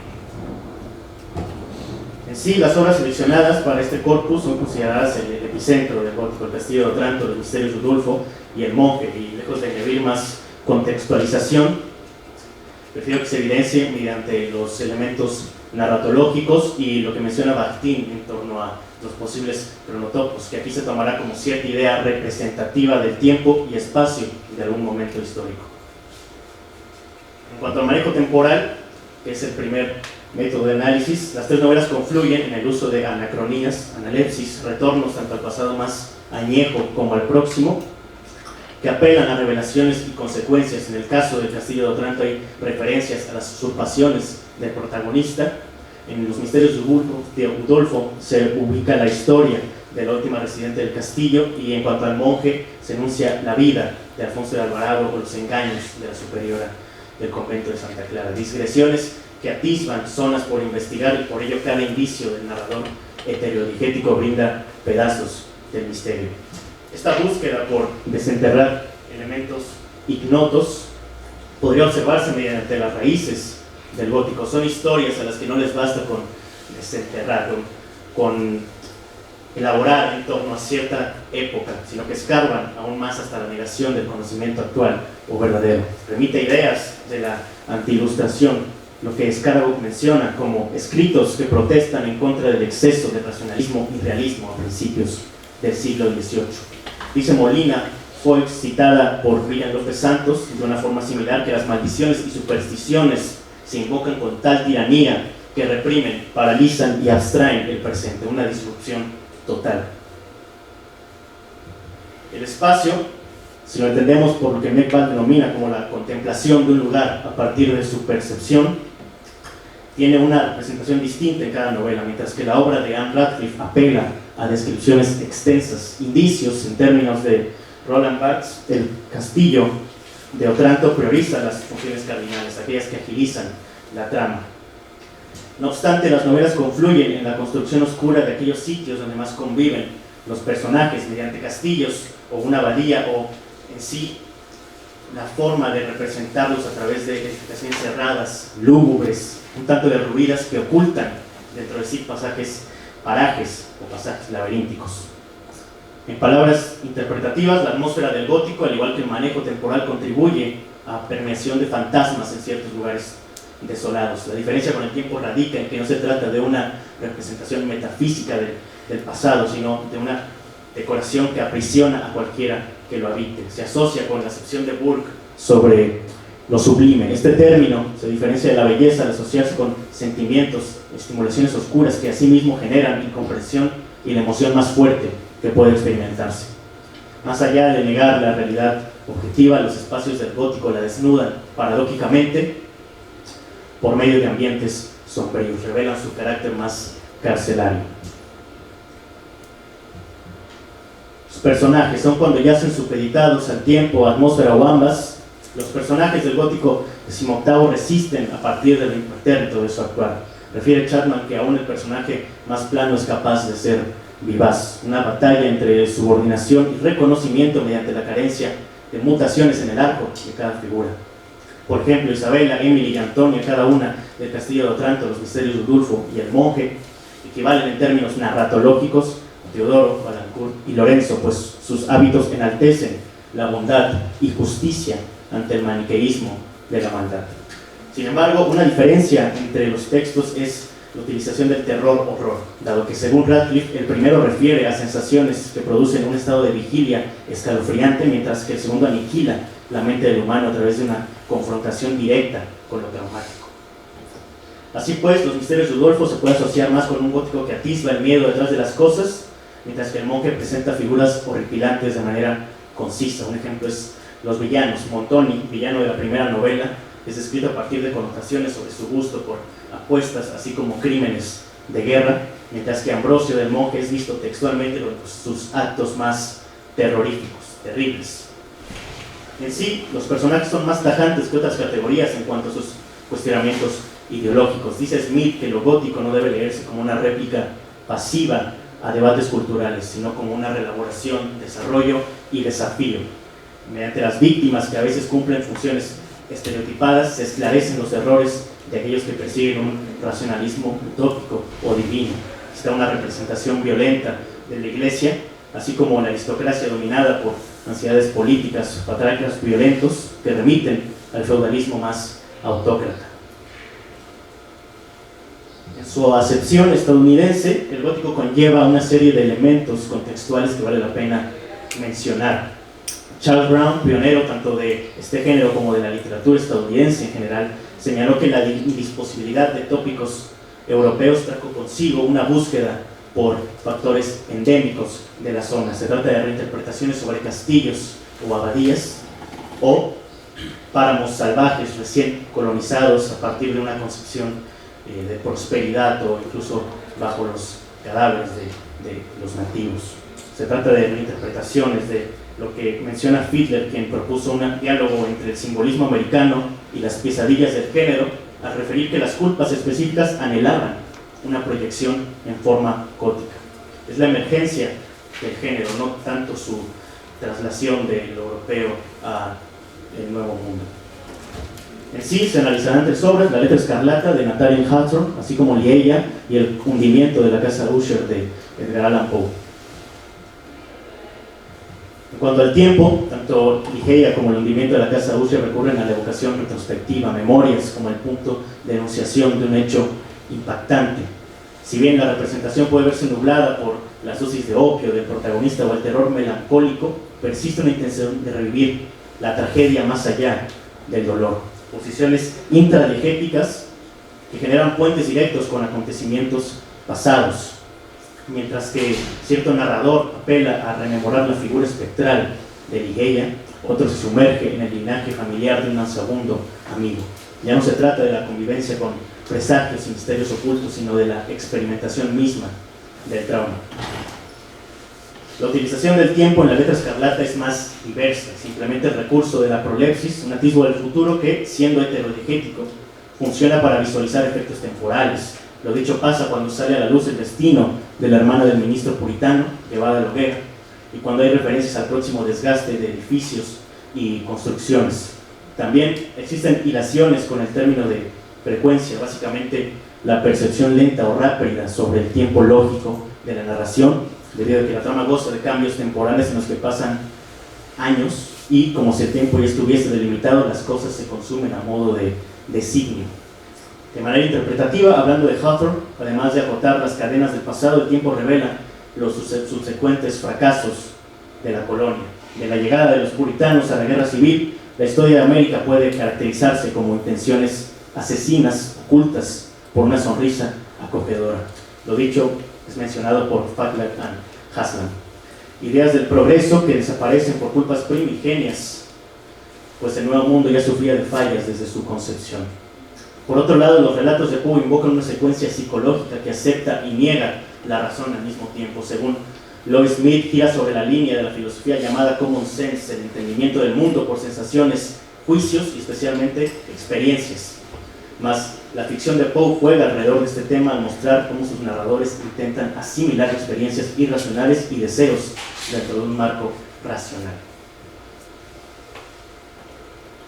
El espacio de la letra escarlata exhibe lo que el tiempo venía anunciando, remite a las palabras de Niek Bal, que la atmósfera conlleva cierta evocación gradual, considerada un acontecimiento en sí mismo. La naturaleza de Nueva Inglaterra degrada, consume diversos lugares. Por ejemplo, el palacio de Bellingham, ministro puritano, comienza aludiendo a sensaciones refinadas a través del recuerdo de una época esplendorosa, mas la percepción muta con la invasión del moho y los valores del fango, un proceso que se repite con varios sitios de la narrativa. También la atmósfera ofrece entornos claroscuros a fin de que los personajes revelen tensiones suprimidas por el genio del público. Un ejemplo es el bosque donde Hester y Dingley charlan, repleto de árboles que limitan el paso de la luz y ocultan sus actos bajo las hojas. En cuanto a los relatos de Poe, hay puntos de encuentro con lo gótico del siglo XVIII más reinterpretado, y ella apela a una estética textualmente semigótica y lujosamente fantástica. Entonces el terror no viene de las ruinas, sino del exceso, del estrafalario y el viento que lo sacude. Por su parte, el hundimiento de la casa Usher va a los extremos de la decadencia gótica, pues no solo la edificación ya se podría, también la naturaleza alrededor de ella. Se menciona que la melancolía emite vapores pestilentes y por consiguiente afectan tanto a los hermanos Usher como al protagonista. En sí, el espacio de Hawthorne se llega con sitios inhóspitos que pasan de la luminosidad a la lobreguez y tienen la capacidad de sobrevivir a las imposiciones ideológicas del tiempo. Lo menciona Kuthire y Nieman. El uso de la luz y la oscuridad sugiere la complejidad de la letra escarlata. La sociedad puritana intentó pulverizar lo nocivo y quedarse solamente con lo extraordinario. Estas aristas grises del ser humano sobresalen en la atmósfera, en la vigilancia de la naturaleza. Finalmente, los personajes, comenzando por Hawthorne, están sustentados en digresiones sobre diálogos y focalizaciones que abordan su psicología. De esta forma se ejemplifica su arco, las cavilaciones de Hester en torno a las implicaciones de la letra escarlata, que acaba rindiéndose ante la condena. Por su parte, Dimmesdale, padre oculto de la hija de Hester, la culpa, hace que se flagele y sufra de una enfermedad ignota hasta su arrepentimiento final. Otro aspecto importante son los hábitos de la hija, Perla, que pueden analizarse bajo el rasgo del uncanny. Según Freud, este término refiere a un elemento antiguamente familiar, mas tras permanecer oculto, sale a la luz y causa sensaciones de malestar, terroríficas. Durante el relato, Perla realiza acciones que conllevan cierto grado de perversidad ante el resto de los personajes. El hecho de que constantemente inquiera y pregunte a su madre sobre la letra escarlata. Solo cuando todo es revelado, su aura negativa desaparece. Siguiendo la línea de Loncani, valdría la pena extenderlo a las figuras de Liella y el hundimiento de la casa Usher, narradores protagonistas que se encuentran ante elementos de gran extrañeza que afectan su percepción. Finalmente, arribamos a la ramificación pertinente, el gótico sureño. La unión de esas dos palabras tiene sus raíces en una crítica de 1935 escrita por Ellen Glasgow, donde se menciona que la representación de la violencia por escritores sureños era sensacionalista. Si bien es una declaración que no envejeció de la mejor forma, sí lo hace a través de otras perspectivas como lo monstruoso y la decadencia, elementos que surgieron tras los estragos de la guerra civil en el sur de Estados Unidos. Así, Villiers menciona que hay una estética que tropicaliza aquello del medievo y su ramificación al Nuevo Mundo. Las obras por analizar son Santuario, de William Faulkner, así como Un hombre bueno es difícil de encontrar, y La buena gente del campo, de Flannery O'Connor. El tiempo es un aspecto que distingue al texto de Faulkner por la complejidad temporal que involucra. Además de recrear el pasado de lugares específicos, las anacronías fragmentan la historia. Se revelan cuestiones atroces: el abuso sexual de Popeye Temple, la afición del senador Snopes por la prostitución y la razón de por qué Horace Benbow abandonó su hogar. Cada capítulo tiene una focalización distinta y por ello la comprensión de una secuencia nunca será la misma. En Flannery O'Connor, su acción primaria no ocurre casi hasta la mitad del cuento de La buena gente del campo. Hay un esclarecimiento de cada ente que habita la trama, puesto que las analepsis se dedican a eso, a formar el carácter de los personajes. En cuanto a Un hombre bueno es difícil de encontrar, este goza de un manejo temporal menos enrevesado. Sus analepsis se limitan a visiones del pasado de la protagonista hasta que llega el antagonista y modifica el contenido de los recuerdos. Como tal, el sentido de la utilización del tiempo alude a un laberinto de violencia, matices distintas que por su repetición son forzosas. Así pues, la novela rastrea una nueva forma de maldad y degeneración, según Bowring, citado en Borwin. En cuanto a Flannery O'Connor, vale la pena destacar las palabras: la visión de Nadal, los dispositivos de inevitabilidad y el vórtice del tiempo están vinculados a la representación de violencia. En cuanto a la atmósfera, podría realizarse una división entre los espacios de santuario, aquellos que reflejan el paso del tiempo, y los que proponen una estética moderna. De esta manera, la vieja casa del francés y el burdel de Misreva son un amasijo de ruidos lujuriosos, olores grasientos y la oscuridad encerrada por madera deteriorada, mientras que la Universidad de Oxford presenta la algarabía de los estudiantes y la luz del sol iluminando sus torres. Los marginados, al igual que en Flannery O'Connor, remiten a mundos opuestos. Hay detalles de la trama que a veces los obligan a coexistir. Un reflejo es la cárcel de la ciudad de Jefferson, pues los castigos del esclavo homicida y el reflejo gris de los barrotes llegan hasta la elegancia del hotel. En sí son efectos, son cuestiones que a la par de secuencias fatales surgen detalles que parece ser de otra historia, mas siempre estuvieron presentes. La dicotomía entre atmósferas de santuario trae consigo ecos del gótico del 18, castillos ruinosos, y la naturaleza de Radcliffe, mas su tensión es otra, ese choque entre el viejo y nuevo sur que adquiere un tono gótico en el que los pecados reprimidos de la esclavitud, el patriarcado y las luchas de clases reemergen a la superficie de manera ominosa. En cuanto a los personajes, aquí sería factible mencionar que como interpretación aluden a concepciones del hombre y la mujer. La cercanía ordinaria con aquellos que yacen olvidados, corrompidos, trae consigo una construcción de la virilidad que sistematiza la violencia. Refiere Watson que es un horror cotidiano de la peligrosa inclinación del sur blanco por fetichizar social y sexualmente a sus hijas.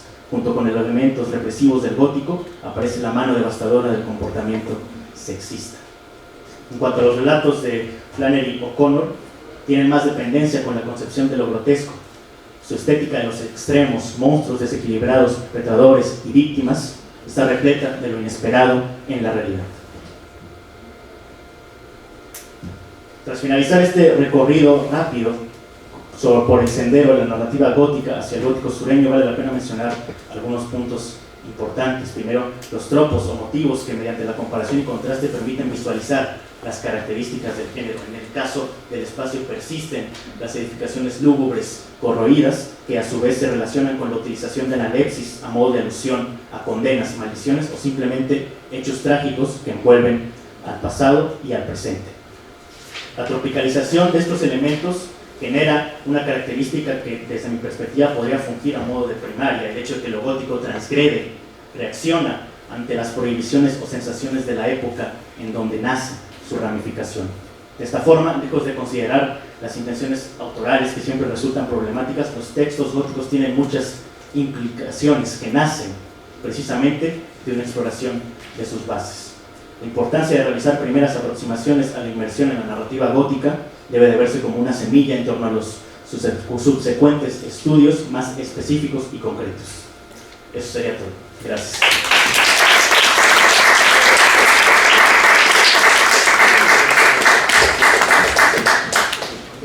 Ahora, ya que han terminado las ponencias, invito a los participantes al podio para que abramos la sesión de preguntas, en caso de que el público quiera no solo preguntar, pero también comentar alguna de las ponencias que tuvieron lugar en este primer panel inaugural.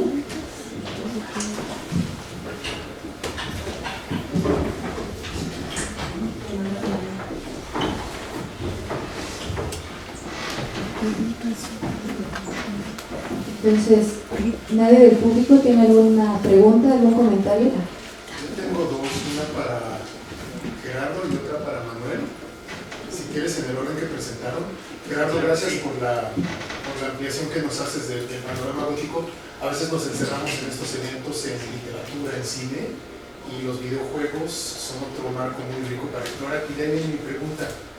Dado que el gótico promueve esta experiencia individualizante en casi todas las experiencias, ¿consideras que este tipo de juegos como el que comentaste, como que analizaste los simulators, tienen ya en sí, en esa identidad, una estructura muy apropiada para volverse, digamos, hubs, recipientes de narrativas y de elementos góticos y poderlos potencializar hacia otros horizontes?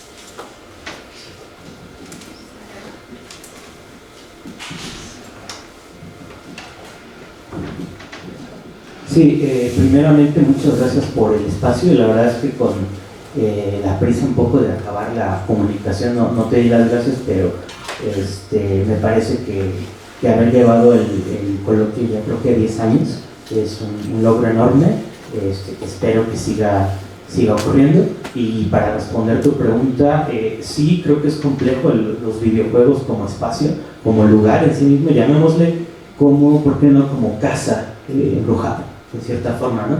Porque el género de survival horror, que es el que tiene en términos de estética pues una proyección gótica tal cual, ¿no? Desde que será finales de los 80s, principios de los 90.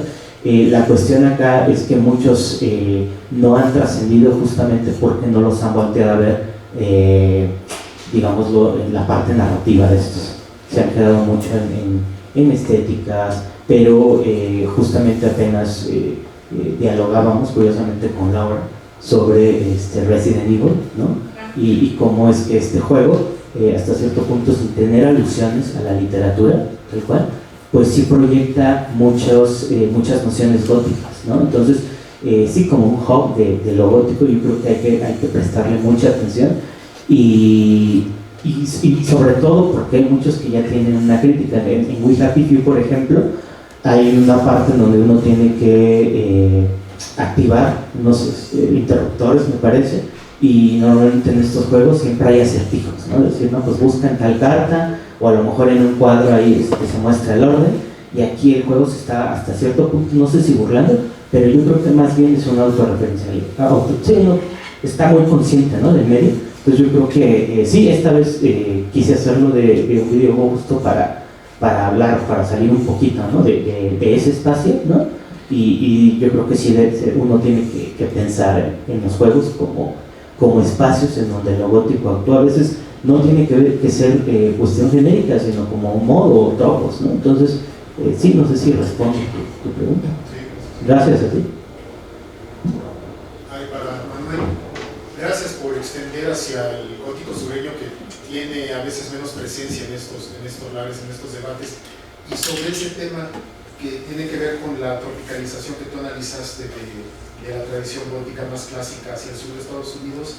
¿A qué consideras que se debe la falta de monstruos y en general de eventos sobrenaturales para, sin embargo, mantener esta sensación de aprehensión, de terror frente a experiencias sublimes en los personajes del gótico sureño, pese a esta carencia completa de elementos sobrenaturales por parte de los que tú mencionaste, los clásicos Faulkner, McCullers, Socorro? Sí, creo que se asocia mucho con las características que están un poco allegadas con la visión del sur de Estados Unidos. Si no mal recuerdo, ahí hay una cita que menciona que los elementos que ya estaban ahí ocultos pues involucraban una violencia y una concepción del terror que es prácticamente inherente a los personajes que habitan ese tipo de lugares, que los habitan y que no siempre se dan cuenta las demás personas que están ahí. Y por eso, a raíz del oculto, creo que no es tan evidente que exista un monstruo como tal ficcional, sino el monstruo que ya permanece inherente al humano. Y a través del oculto y de esta fragmentación de la narrativa de Faulkner, incluso de la de Flannery O'Connor también, creo que se da una especie de confusión que apela a que el lector vaya construyendo la historia a través de esos secretos, y en esos secretos es donde yace el terror, más allá de monstruos que son específicamente pues allegados con una estética del siglo XVIII. Gracias. ¿Alguien más quisiera preguntar a Gerardo?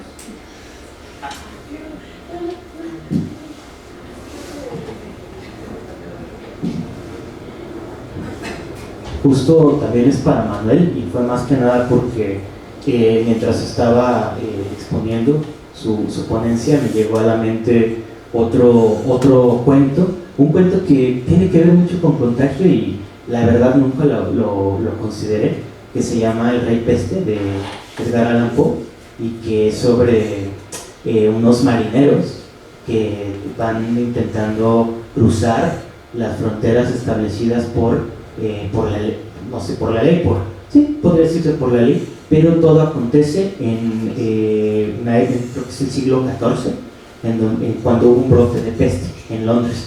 Entonces ellos caen a un lugar que está dominado por justo el Rey Peste y sus compinches, que son seres que debido a pecados pues adquirieron la peste, pero se sugiere que hay una carga moral detrás de esta. Entonces pues devienen en seres monstruosos, sin forma, ¿no? Entonces tú hablabas un poco de esta cuestión de lo gótico, por ejemplo en Poe, haciendo una reinterpretación de los textos clásicos del 18, ¿no? Retomando ideas, ¿no? ¿Considerarías que este texto, que se va digámoslo, a épocas medievales, hablando de Contagio un poco, toma mucho del siglo XVIII?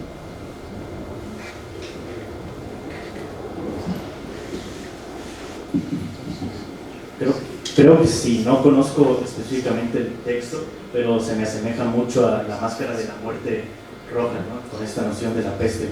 Y pues bajo ese sentido, sí hay una relación, sobre todo con cómo aborda la psicología de los personajes, que es un poco más compleja.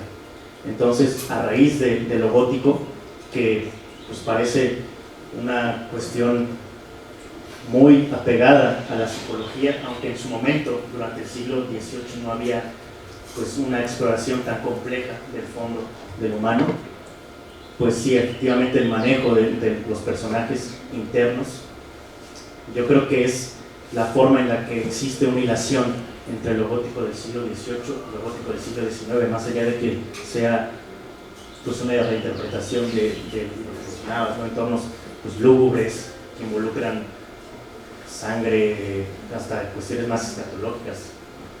Gracias.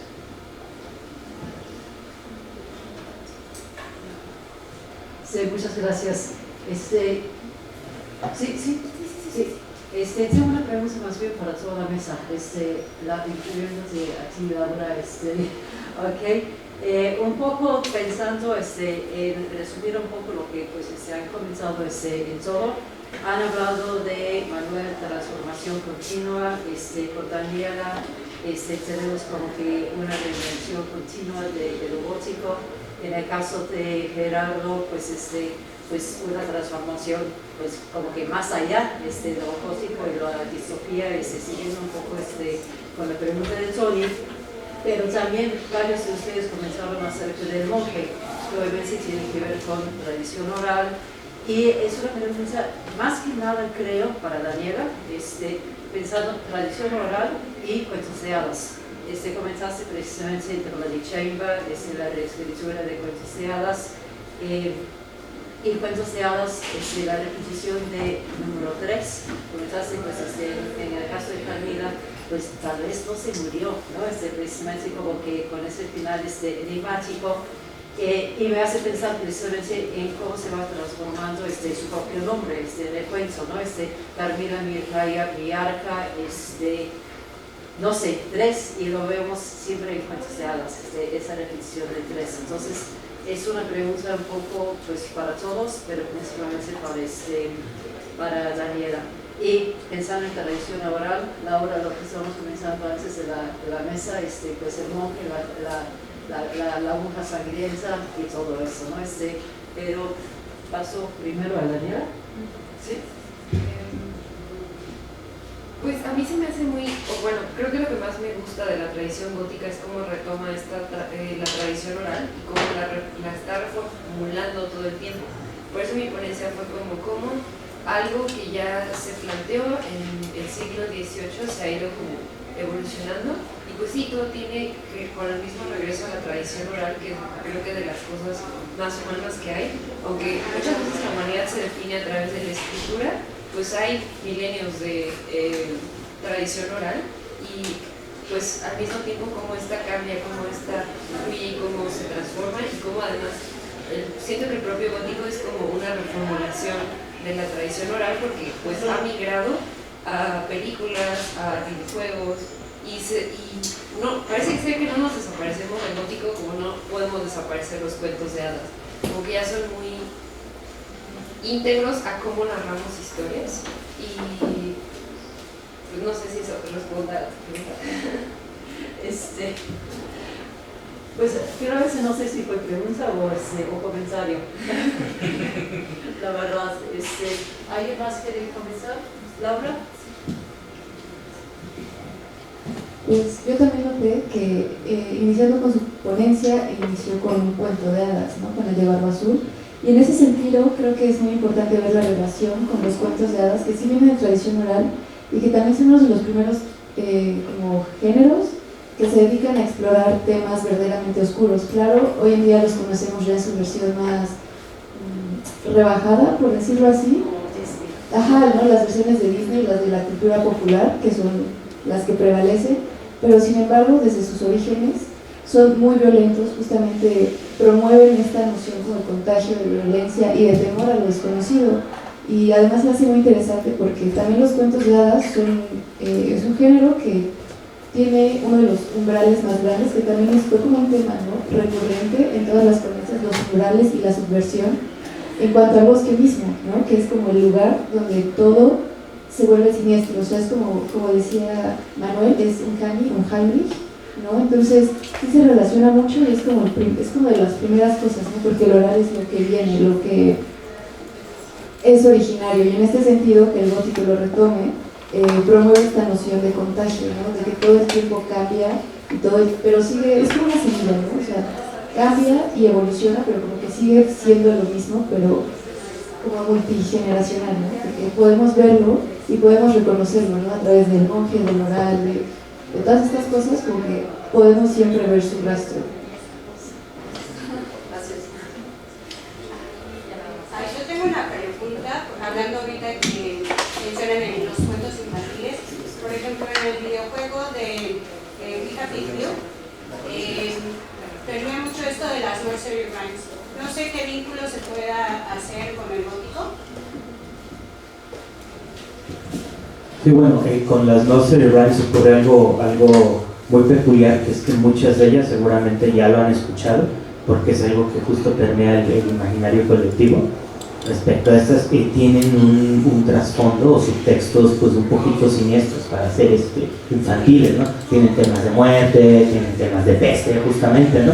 De hecho en el juego, en el de We Happy Few, se hizo contenido extra, y en uno de ellos, y me lo pregunta seguro por eso, se llama We All Fall Down, ¿no?, haciendo referencia a esta nursery rhyme que se llama Rina Rose, ahí tiene varios nombres, sí, ha ido cambiando, ¿no?, justo el nombre. Sí, el contagio. Sí, sí, exactamente, ¿no?, que se hacía referencia a estos como ronchas, ¿no?, que se hacía con la peste bubónica, y justo, o sea, yo mi interpretación es que el juego aquí pues critica estas décadas de los 60 en Inglaterra, no solo 1960, de hecho el juego está ambientado en el 64, ¿no?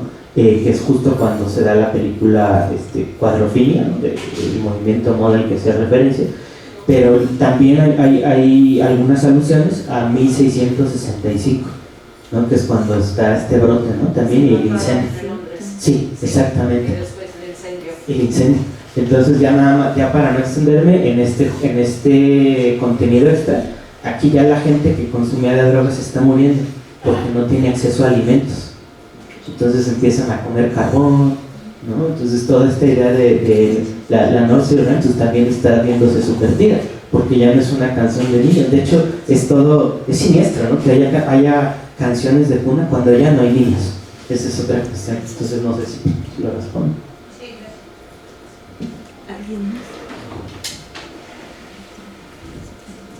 Y bueno, tú eres la última pregunta porque ya el tiempo nos va a acabar. Gracias. Sí. Bueno, gracias a todos por ponerse me encantaron. Es fascinante. Mi pregunta es para Ana y para Daniela. Las dos trataron de problema de la mujer como, digamos, temática en las novelas. Y les quería preguntar si podrían extender su análisis tal vez a la autoría y a la como readership. Pensando por un lado en esta cultura tan problemática, ¿no? Entre el romanticismo y el gótico, o sea, como, no sé, el Dr. Johnson y después Carlyle, por ejemplo, hablan de que, bueno, este romanticismo alto, ¿no? Y después como este romanticismo gótico que es como más sensacionalista, más popular, ¿no? Y relacionado también al gusto femenino, al gusto de la cultura femenina, y después se me vino a la cabeza también esta tesis de Marilyn Hewitt, que dice que lo monstruoso estaba asociado a la imaginación femenina y luego en el romanticismo hubo como una apropiación masculina de esto y lo monstruoso pasó a ser como un carácter digamos, entendido como un carácter de la imaginación masculina. Entonces, como si pueden decir algo sobre digamos, como el esquema más amplio de cómo las novelas eran consumidas o entendidas en términos también de una como política del gusto.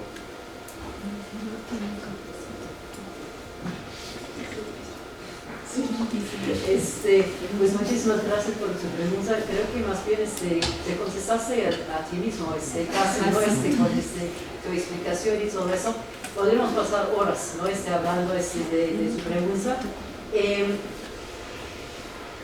Pues la mujer, también hay que pensar en la mujer monstruosa, pero también hay que pensar en el papel de la mujer como escritora, ¿no? Como que precisamente Anne Radcliffe ya se comenzó varias de las ponencias de los misterios del Golfo, del italiano y todo eso, novelas sumamente populares.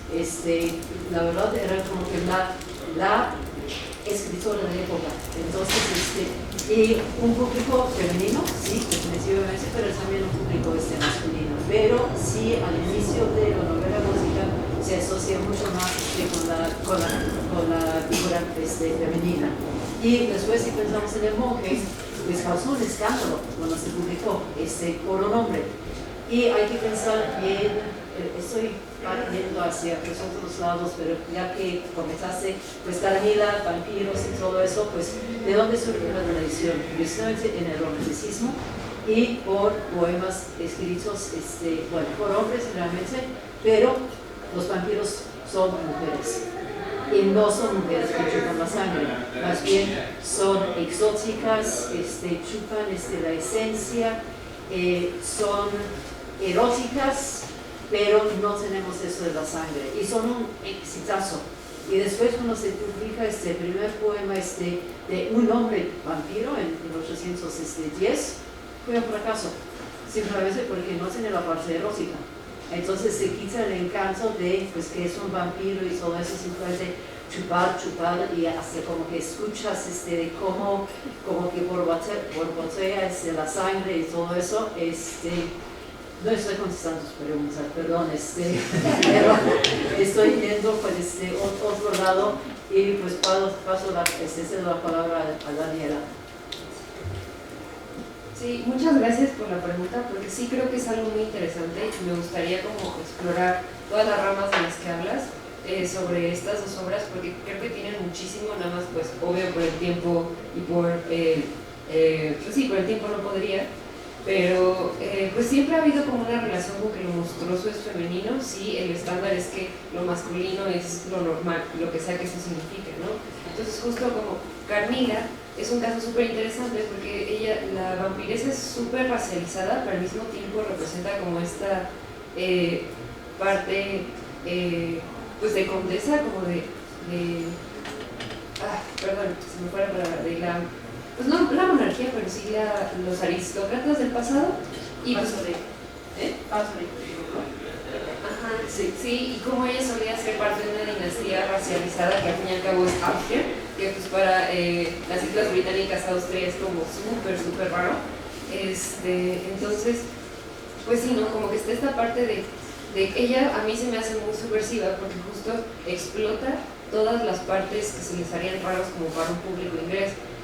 Y pues con la parte de la autoría, pues también se me hace muy interesante que pues al fin y al cabo le escribe un hombre, aunque es a partir de la pluma de una mujer, y pues lo que yo exploro es como que es una carta que al final sí se apropia en manos masculinas, pues al fin y al cabo lo escribió Sheridan Le Fanu, y también la película de Crimson Peak, pues la dirigió y la escribió Guillermo del Toro, y se trata sobre una mujer, ¿no? Entonces si yo, o sea, en algún futuro sí me gustaría como investigar como esas dinámicas que hay, porque al fin y al cabo, ¿qué implica de que estas dos heroínas subversivas pues las escriban hombres? ¿Y qué dicen sobre pues el papel de la mujer o qué se espera de las mujeres? Porque no es lo mismo una Laura que al fin y al cabo la terminan callando que una Edith que está como, o sea, la película es 2015 y justo va como antes del Me Too y como justo en el auge de mujeres empoderadas y de mujeres que pueden hacerlo todo. Entonces creo que sí hay como mucho que explorar ahí, porque que bueno, también es como un problema que yo tengo con la película, que se vendió mucho como que era de terror puro, y pues no, es un romance gótico, y como que el marketing ahí hizo que no fuera una película tan reconocida de Guillermo del Toro, porque pues al fin y al cabo la gente no veía lo que esperaba de acuerdo con el trailer, con lo que se hablaba, etcétera, pero pues al fin y al cabo, pues regresando a autoría y como percepción, pues sí es una película más o menos exitosa. De la misma forma en que Carmila fue un libro más o menos exitoso. Entonces, pues ahí también hay como mucho punto de comparación y sería súper interesante ampliarlo en otra instancia.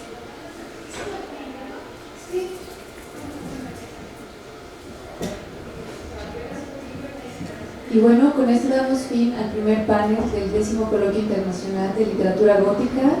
Les agradecemos mucho por haber venido, por sus participaciones, sus comentarios. Así también les recordamos que todavía quedan 3 paneles para el día de hoy, a la 1, a las 3 y a las 6 horas, y a las 18 horas, perdón. No soy buena con esos números, pero ahora sí los esperamos. Los 2 primeros son en línea y el de las 6 es de nuevo aquí. Y pues muchas gracias.